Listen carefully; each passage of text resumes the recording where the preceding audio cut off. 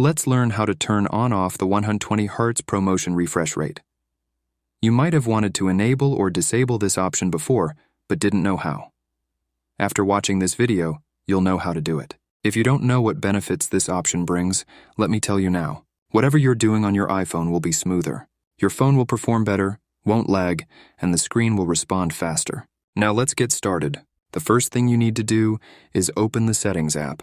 Once you've opened Settings, you'll be on a page with many options, but you don't need those options for this tutorial. For this tutorial, you need an option that you will find by scrolling down a bit, and that option is Accessibility. Once you've clicked on Accessibility, a page with several options will open. On that page, you need to click on the option Motion, which is the fourth one down. When you click on Motion, a page with some options will open, and at the bottom of that page, you should see the option Limit Frame Rate. If you don't see this option, it means it's not available on your phone.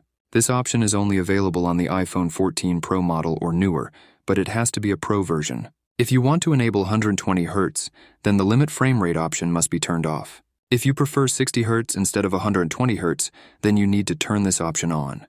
So, thanks for watching. See you in the next video.